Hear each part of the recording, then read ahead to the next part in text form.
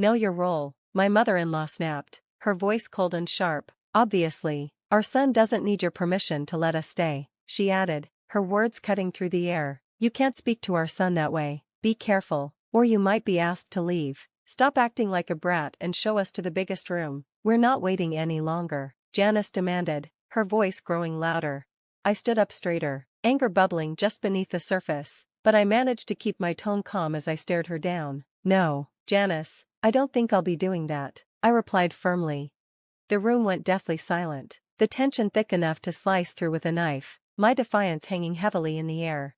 I'm Macy, 36 years old, and I'm navigating life as a single woman. I used to be married to Tyler, who turned out to be a difficult partner. His parents, David and Janice, made things no better, constantly making me feel out of place. Tyler and I both had solid careers and were financially secure, but his parents never recognized my contributions. Instead, they always acted as though I was taking advantage of their son. Tyler played into this by always presenting me as someone lucky to have married him, insinuating I was after a lifestyle he alone could provide. What they didn't know was that I handled almost all the finances in our household. Despite my efforts, Tyler kept up the facade that I was entirely dependent on him, which caused a rift between us. His parents even made us sign a prenuptial agreement, believing I wouldn't amount to much and needed to protect their son's assets. While I didn't have an issue with prenups, what upset me was that Tyler never discussed it with me. He consistently misled his family, claiming that I earned much less than he did and depended entirely on him. Out of love for Tyler, I put up with the insults and humiliation from both him and his parents. It's painful to admit, but marrying him was a mistake. Tyler didn't respect me or care for me. Instead, he constantly put me down for earning less and spending money he falsely claimed was his. In reality, he had been unemployed for 2 years, and I was supporting us, though he went to great lengths to keep that secret from his parents. As time passed, Tyler's behavior grew more intolerable. He refused to look for a job and drained my savings. The breaking point came when I bought a house on my own. I'd received an inheritance from a relative and had been saving up for this moment. When I found the perfect house, I bought it and put the title solely in my name. Even though Tyler didn't contribute a cent, he kept protesting. I reminded him that he hadn't paid for it, but his nagging became too much.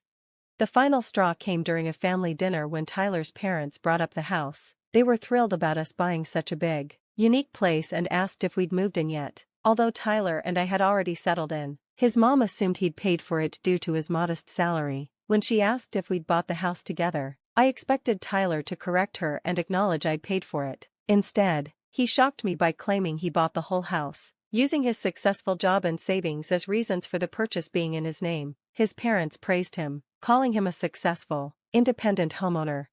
I tried to catch his eye to correct the lie, but Tyler avoided me completely. I chose not to confront him in front of his parents, but after we left, I couldn't hold back. What was that about, Tyler? Why did you tell them you bought the house all by yourself when you didn't pay for it at all? I asked, my frustration boiling over.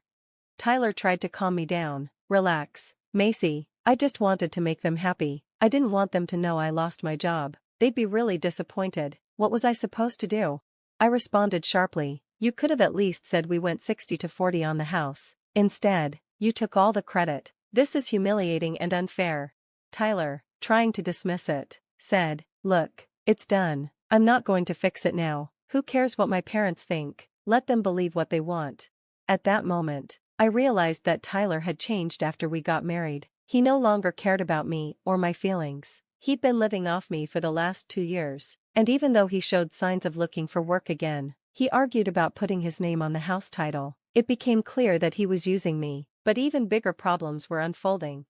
One evening, as I was preparing a snack, the doorbell rang. Tyler quickly answered, his unease obvious. To my shock, his parents stood there with all their belongings, excitedly announcing their plans to move in, claiming Tyler had invited them.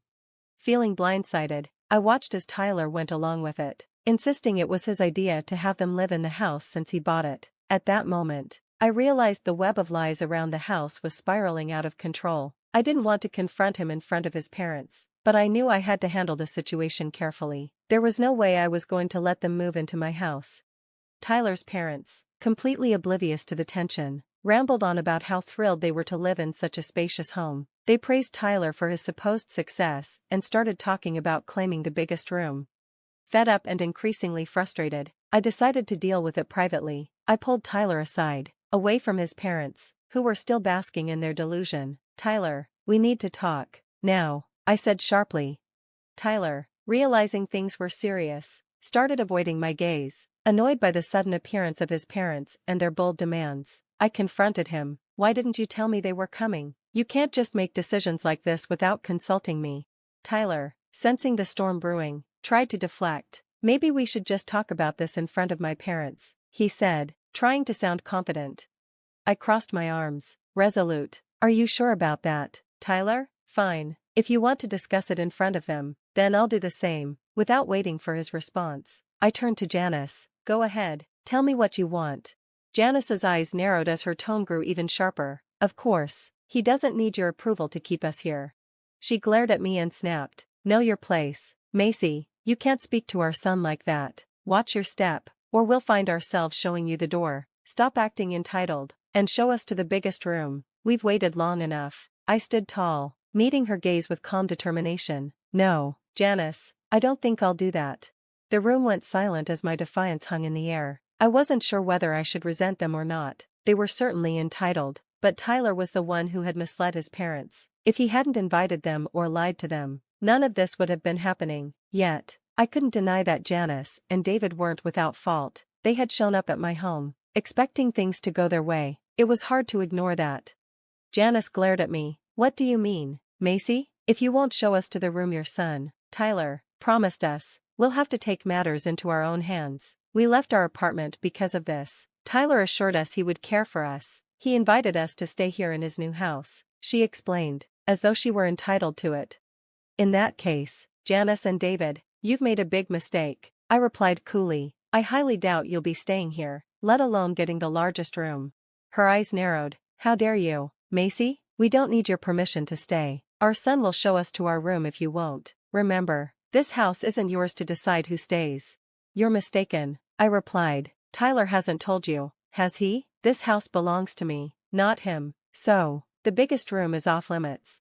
David raised his voice. What? That's impossible. Our son said he bought the house. You're lying. I raised an eyebrow. Is that so? Why don't you ask Tyler? I'm sure he'll explain everything.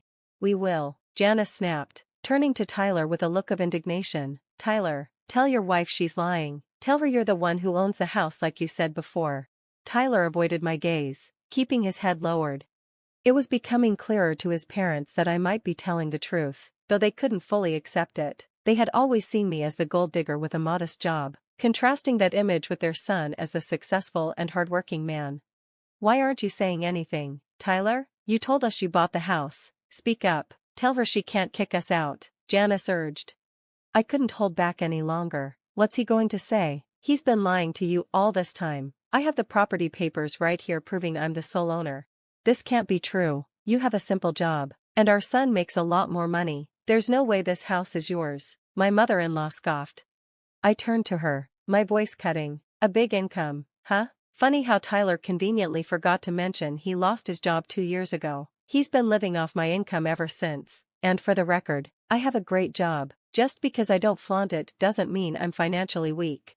The shock on my in-laws' faces was evident. Tyler, of course, refused to look up and meet their eyes. Enough with the drama, David and Janice, I said firmly. You've overstayed your welcome in my house. It's time for both of you to pack up and leave. You can't just kick my parents out. Macy, they gave up their apartment to be with us and have nowhere else to go, Tyler protested. Tyler, I said firmly, I can and will make this decision. There was no consultation with me before they showed up here, and you didn't even consider whether they should stay. My husband will back down. While it's your house, I'm still your husband. If I want my parents here, they stay. You can't throw them out, he retorted. Janice, I said, my tone as cold as ice, I can remove you both, and Tyler will be no exception. You're still legally married to me, Tyler, so I'll draft an eviction notice for you. Don't worry, our marriage won't last long. Tyler's face drained of color. What do you mean, Macy? Are you really planning to divorce me? Yes, Tyler, I am, I said, finality in my voice. I'll contact my lawyer tomorrow to set up an appointment. We'll have divorce papers served in 10 days. Tyler panicked, angry and desperate, threatening to take half the house and demand alimony. But I reminded him of the prenup his parents made us sign, which prohibited any claims for alimony and ensured our private assets wouldn't be divided in case of divorce. Tyler froze as the implications of the prenup hit him. His parents finally understood its terms as well. They suggested we hold off on the divorce and have a mature conversation instead. "Macy, let's calm down and talk this through," Tyler urged. "We can find a way to make this work." "I don't care about what works for you, Tyler," I snapped. "I won't be your cash cow, and I'm not letting your parents take advantage of me anymore." "That was in the past, Macy," my father-in-law tried to reason. "It's been years. Surely you can move on." "You and Janice," I shot back, "were just threatening to have me thrown out a few minutes ago because I refused to house you. No excuses now. Both of you need to leave, or I'll call the cops." "Tyler can leave too, but he'll get an eviction notice if needed." Tyler, David, and Janice begged me to change my mind. They had ended their lease, thinking they could move in with us. Tyler thought he could persuade me like he had in the past. He was wrong. I was done being a doormat. They could all leave, for all I cared. When they didn't leave after an hour, I called the cops. They escorted them out, and Tyler yelled at me for humiliating his parents.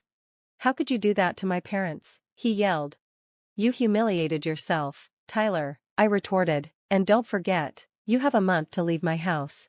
That changed his tune, and he became apologetic. From that moment on, I didn't let him into my room. He stayed in the guest room until he was served with an eviction notice. Meanwhile, his parents, after spending most of their savings on a hotel, had to find a new place to rent. They didn't allow Tyler in, and he had to scramble for a place to stay, just like them. It seemed they wanted him to pay for the lies he told. Their relationship has been strained ever since. They stopped supporting him, only valuing him when he had money. Tyler had to stay with friends until he found a job. I filed for divorce. I wasn't going to stay with someone who disrespected me and revealed himself to be selfish and vain. Tyler tried to change my mind, but I was firm. I wasn't going to let him take advantage of me anymore. Since we didn't have children, the divorce was finalized after 3 months of separation. During that time, I rebuilt my life and even started dating again. Tyler still hopes we'll get back together, but that will remain a dream for him. Thanks for watching, and I'll see you in the next video. Stay stunned.